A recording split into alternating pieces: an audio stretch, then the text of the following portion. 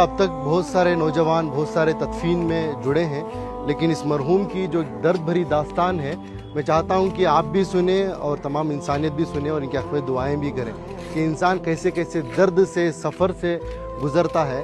जब ये अच्छा कमाते थे, केरला में रहते थे, सऊदी को गए थे, सऊदी को जाकर 90s की बात कर रहा हूँ, उस वक्त पर इनकी सैलरी 30,000 रुपये थी। 30,000 रुपये कमा कर अपने बीवी बच्चों को इंडिया देकर भेजते थे, बच्चों को काबिल भी बनाया। हम तो बार बार सुनते हैं कि माँ बच्चे को पेट में 9 महीने पालती है, लेकिन बाप जहन में ज़िंदगी भर पालता है, अपने औलाद के लिए खुद भी कुर्बानी दे देता है। लेकिन जब बाप के पास पैसा आया, यानी इस मरहूम के पास, शमशुद्दीन साहब के पास, तो इन्होंने बीवी बच्चों को सऊदी को बुला लिया। सऊदी को जब बुला लिया तो इनको भी, यानी इनके वाइफ को भी जॉब पे लगाया गया। वो जॉब करना चाहती थी शायद, तो जॉब को उनको लगाया गया, तो उनकी सैलरी हो गई 60,000, इनकी सैलरी थी 30,000। फिर कुछ ही दिन गुजरे, उनके पास कुछ पैसा आया, उनकी बीवी के पास, इनको अपनी ज़िंदगी से दूर कर दिया। ये एक दिन था, ये अपनी बेटी से मिलने के लिए, अपने औलाद से मिलने के लिए सऊदी में ही, जो इनकी बीवी अलग फ्लैट लेकर रहती थी, वहाँ पर जाते हैं। बाप अपनी बेटी की मोहब्बत में एंट्री लेता है, जाता है, बेटी दरवाज़ा खोलती है, बेटी बाप को देखती है, जैसे ही बाप को देखती है एकदम से दरवाजे को मूछ देती है।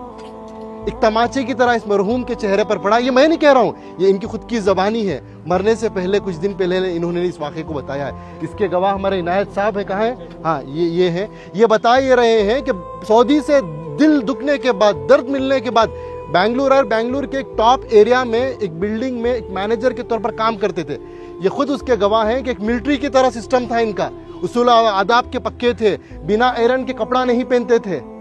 ऐसी अपनी जिंदगी, छोटा सा कमरा था, सीढ़ियों के नीचे से बेड डालकर, एक पंखा लगाकर, उसे भी पाक साफ रखकर जीते थे।